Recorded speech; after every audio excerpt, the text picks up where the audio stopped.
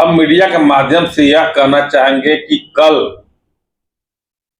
केंद्रीय मंत्री नितिन गडकरी साहब ने गढ़वा को जो सौगात दिया, उसके लिए पूरे झारखंड मुक्ति मोर्चा की ओर से, पूरे गढ़वा की जनता की ओर से उनको हार्दिक बधाई, शुभकामना कि निर्विवाद देश के मंत्री, केंद्रीय मंत्री, साफ छवि के मंत्री कल गढ़वा में आए और इसको लेकर होड़ मची हुई है श्रेय लेने का।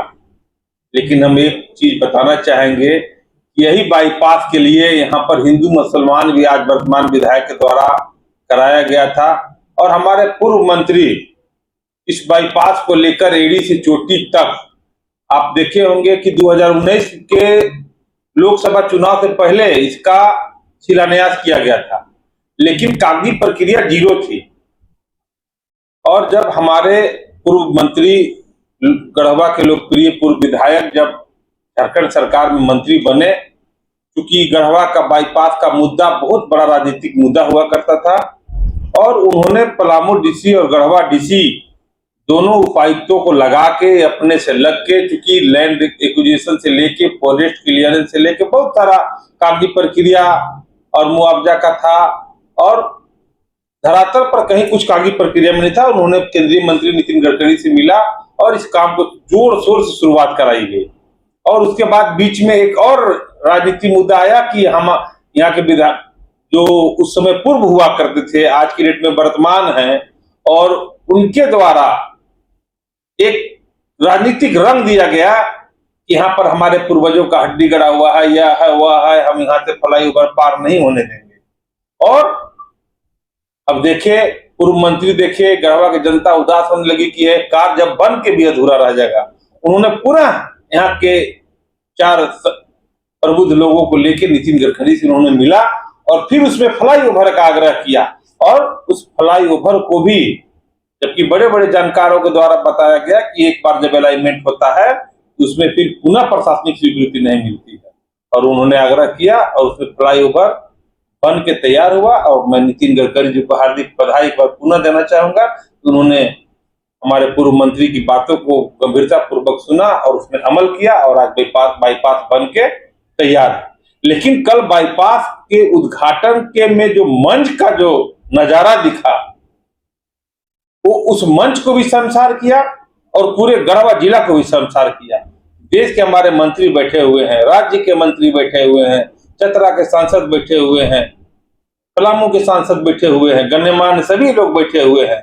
और हम लोग पहले सोचते थे कि ये जानबूझ के नौटंकी करते हैं पब्लिक को हंसाने के लिए, लेकिन कल यह साबित हो गया कि ये मानसिक संतुलन गढ़वा के विधायक सत्येंद्र नाथ तिवारी जी खो दिए हैं और अपने आप को भी पहचान नहीं रहे हैं।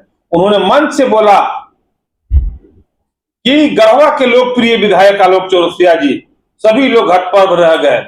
वहां पर सैकड़ों महिला थी, उनसे हाथ उठवाने लगे कि क्या मैया सम्मान की योजना मिलता है, जबकि आज 99% लोगों को झारखंड में मैया सम्मान योजना मिल रहा है और महिला अपने बच्चों को, अपने घर को सशक्त बनाने में लगी हुई है। एक भी हाथ वहां पर नहीं उठा, तो ये बेवकूफी का इससे बड़ा प्रमाण नहीं हो सकता है। अगर 1% किसी महिला को नहीं मिल रहा है तो उनके कागजी प्रक्रिया में कमी के कारण कहीं ना कहीं कोई त्रुटि है कागज में, खाता में, आधार में, इसके चलते वो नहीं मिल पा रहा है, जिसके लिए भी पदाधिकारियों को आदेश दिया गया है कि वैसे लोगों को जल्द से जल्द उस मैया सम्मान योजना के लाभ से जोड़ने का कार्य है। लेकिन कल जो मंच में इस तरह से उन्होंने भाषण दिया, शेखर जमुआर 1 करोड़ 20 लाख रुपया खा गए। अरे आप हसुआ के बियाह में खुरपी के गीत गाने लग रहे हैं, जबकि आप अलकतरा चोरी किए, आप जेल गए, आप घोटालेबाज किए, आप 10 साल का योजना को गबन कर दिए। आप 10 साल का हिसाब नहीं देने पाते हैं। आज आप कहते हैं कि पेशका में हम प्रखंड बना देंगे। आपकी डबल इंजन की सरकार थी, रघुवर दास मुख्यमंत्री थे, आप विधायक हुआ करते थे, उस समय आपने पेशका को प्रखंड बनाने का कोई वादा नहीं किया, कोई बात नहीं किया। तो आपने क्या किया?